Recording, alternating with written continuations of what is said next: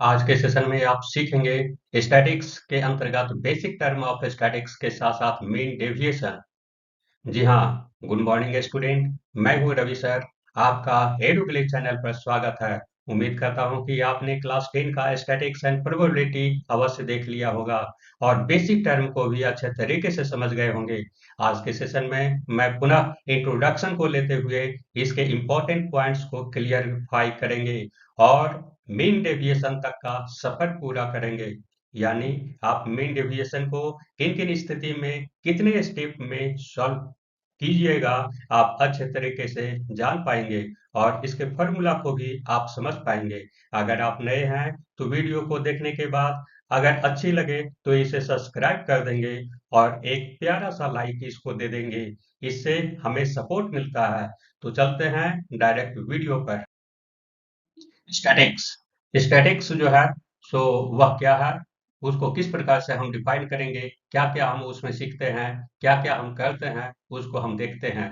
तो statics is the branch of mathematics. यह mathematics का एक ब्रांच है which deals with collection, presentation और organisation and interpretation of data.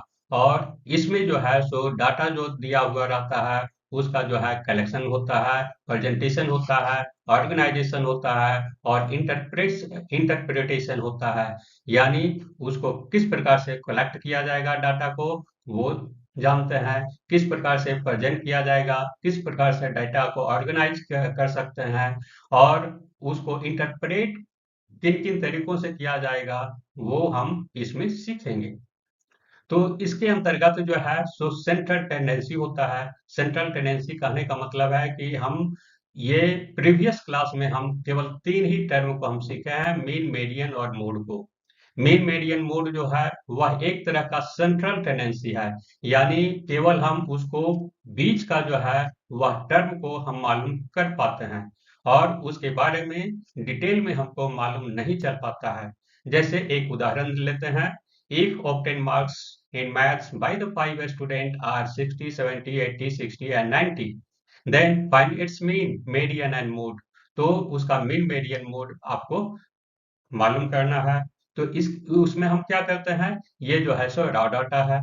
तो रॉ डाटा है तो इसमें डायरेक्ट फार्मूला मीन का लग जाएगा, सम ऑफ द ऑल कलेक्शन। यानी जितना है उसको ये सम कर देंगे, ऐड करना है। फिर total number of the observation, यहाँ कितना ऑब्जर्वेशन है, 1 2 3 4 और 5 है, तो डिवाइडेड बाई 5 कर देंगे। यानी हमारा रिजल्ट आ जाएगा 72। यानी मीन हो गया 72। और उसके बाद जो है सो मीडियन में हम क्या करते हैं, इसको जो है सो असेंडिंग ऑर्डर या डिसेंडिंग ऑर्डर में उसको अरेंज कर देंगे और उसके बाद जो है सो जो मिड वैल्यू रहेगा वो हम निकाल देंगे।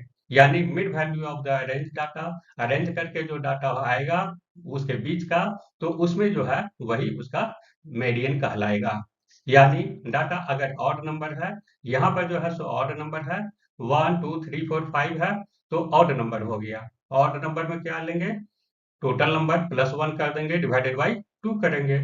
और इवन नंबर में रहेगा तो क्या करेंगे, वो ये रहेगा n+1/2 और +1 कर देंगे इसके आगे वाली संख्या का, फिर ऐड कर देंगे, उसके बाद डिवाइडेड बाई 2 कर देंगे, एवरेज हो जाएगा उसका। तो इस प्रकार से जो है सो हम मीडियन निकालते हैं। मॉड निकालने के लिए हम क्या करते हैं, मैक्सिमम नंबर ऑफ जो ऑकरेंस जो होता है वही हमारा मॉड होता है। यानी यहाँ पर जो है डेटा डेटा को अरेंज कर देंगे और उसका देखेंगे कि कौन सा नंबर ज्यादा बार आया है, यानी ज्यादा फ्रिक्वेंसी का है, वही आपका मॉड कहलाएगा। यानी एक हम इस तरीके से टेबुलर फॉर्म में हम इसको रिप्रेजेंट करके ये एक्सप्रेस कर रहे हैं। यहाँ ऑब्जर्वेशन है यानी ऑब्टेन मार्क्स है स्टूडेंट का, और उसका ये फ्रीक्वेंसी हुआ यानी नंबर ऑफ स्टूडेंट है, यानी 20 मार्क्स आया। ये हमारा 8 स्टूडेंट 30 मार्क्स लाया है, 10 स्टूडेंट ये 40 मार्क्स लाया, 12 स्टूडेंट 50 मार्क्स लाया, 25 स्टूडेंट 60 मार्क्स लाया, 13 स्टूडेंट और 70 मार्क्स लाया, ओनली 2 स्टूडेंट। इस प्रकार से ये जो है हमारा फ्रीक्वेंसी हो गया, यानी उतना स्टूडेंट ये लाया है। यानी नंबर ऑफ फ्रीक्वेंसी यानी नंबर ऑफ स्टूडेंट हमारा, इस जगह इसको ऐड करेंगे इतना को हमारा 70 आएगा। टोटल नंबर ऑफ फ्रीक्वेंसी 70 होगा। कंटिन्यूअस फ्रीक्वेंसी डिस्ट्रीब्यूशन यानी ये ग्रुप डाटा का जो है सो किस प्रकार से हम स्टडी करेंगे वो हम यहाँ पर समझाए हैं।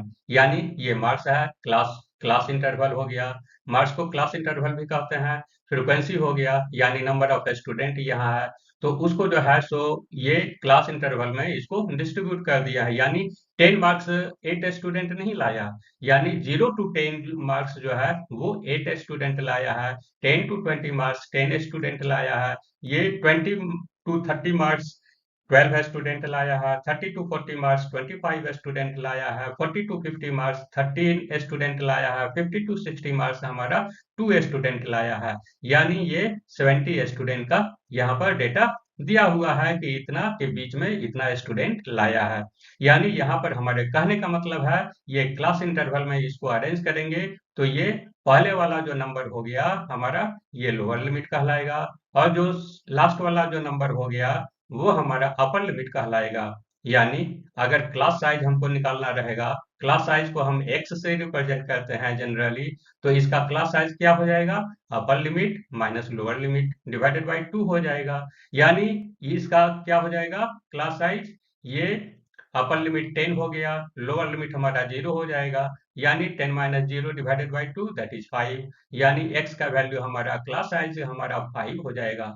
और अगर इसका हम निकालेंगे तो 40 माइनस ये 10 40 40 माइनस 30 हो जाएगा, 10 हो गया, तो 10 बाई 2 यानी 5 हो गया, क्लास साइज हमारा 5 हो गया। और मिड वैल्यू जो है वह जो है upper limit minus lower limit होता है, अपर लिमिट यानी लास्ट वाला, लोअर लिमिट यानी पहले वाला हो गया।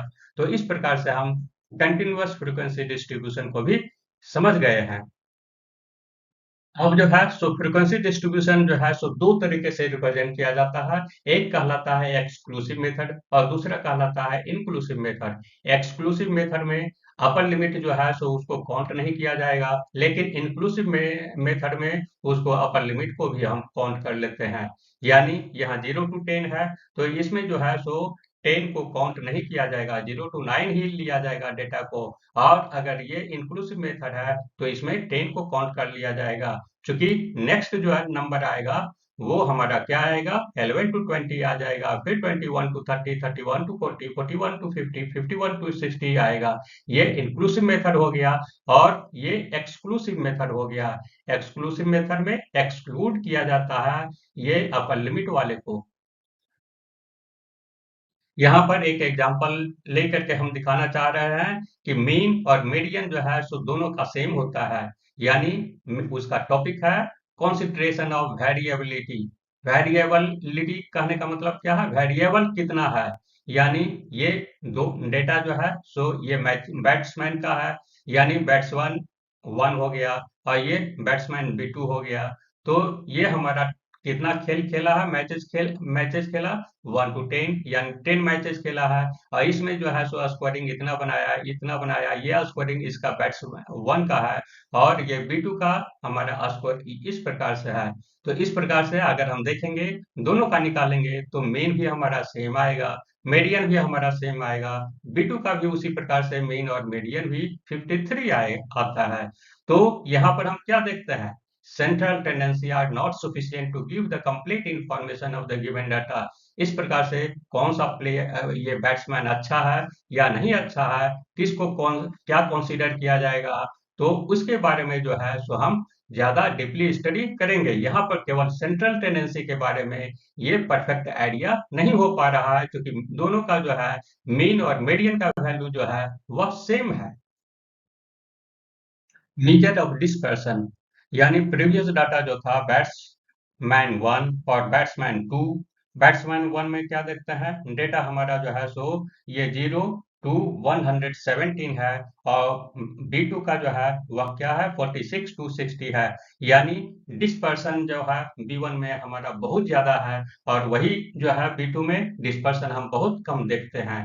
तो इस डिस्पर्सन को मेजरमेंट हम किन किन तरीकों से कर सकते हैं वो हम यहाँ बता रहे हैं। तो डिस्पर्सन हमारा क्या है, द डिस्पर्सन और scatter data is measured on the basis of the observation and type of measure of the central tendency used there. There are the following measure of the dispersion. यानी उसमें क्या होता है, data का ही जो है सो वह सेंट्रल टेंडेंसी जो होता है उसी के आधार पर जो है सो हम वो कुछ स्टेप होता है, कुछ फॉर्मूला होता है, उसके अनुसार से उसका मेजरमेंट करते हैं डिस्पर्सन का। तो पहला जो है सो रेंज होता है, दूसरा जो है सो मीडियन हो, ये मीन डेविएशन हो गया, तीसरा स्टैंडर्ड डेविएशन हो गया, और चौथा जो है क्वार्टाइल डेविएशन हो गया। जो चौथा जो है वह क्वार्टाइल डेविएशन आपके चैप्टर में नहीं है, इसलिए इसका हम यहाँ पर डिस्कस नहीं करेंगे। बाकी जो है आपको ये तीनों पढ़ना है। तो सबसे पहला है ये रेंज। रेंज क्या है वो हम समझते हैं। Range is the difference between the two extreme observation of the distribution. यानी वो हमारा रेंज ये होगा, ये maximum value minus minimum value जो है वह आपका रेंज कहलाएगा। यानी B1 का आपका रेंज क्या हो गया, ये हो गया मैक्सिमम वैल्यू हमारा हो गया 117, मिनिमम वैल्यू हो गया ये 0 हो गया। यानी ये इसको सब्ट्रैक्ट करेंगे तो 117 हो गया रेंज। और उसी प्रकार से B2 का रेंज हम मालूम करेंगे तो ये 60 माइनस 46 हो जाएगा, यानी 24 केवल होगा रेंज हमारा। It gives the rough idea of the variability but does not tell about the dispersion of the data from the measure of the central tendency।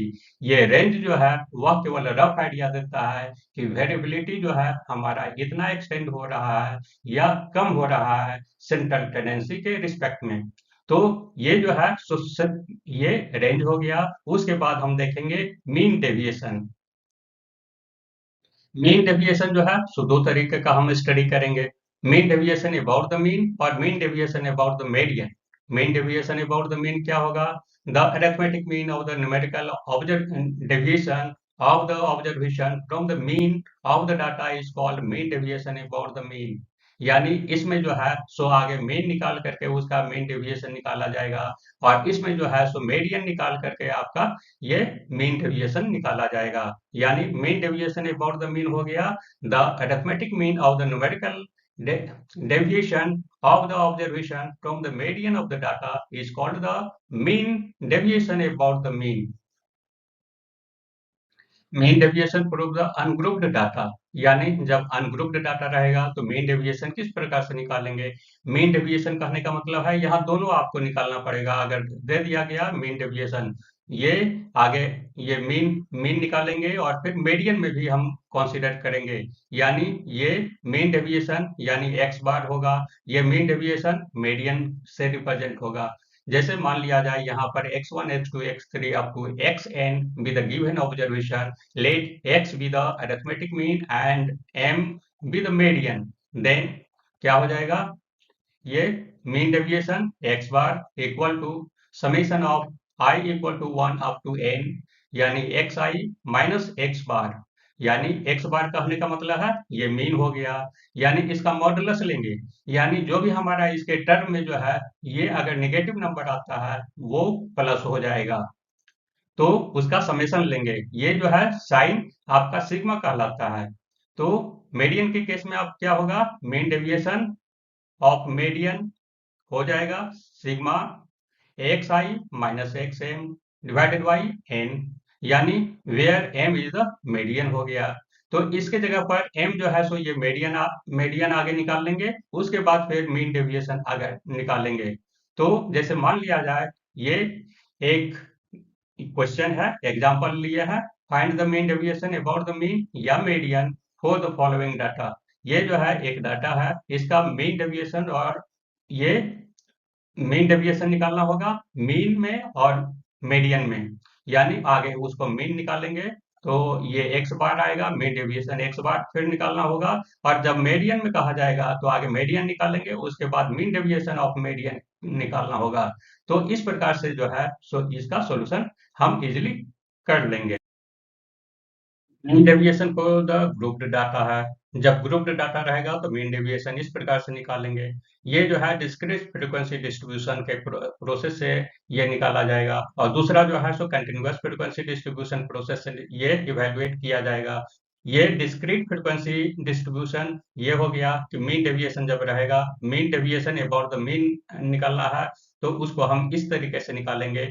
M D X bar equal to क्या हो जाएगा, summation of 1 to n हो गया F I in to ये जो है x I minus x बार हो गया divided by total number of the frequency, यानी अगर इसको n से रिप्रेजेंट करेंगे तो हमारा ये फॉर्मूला होगा, वेयर ये summation of F I equal to n है।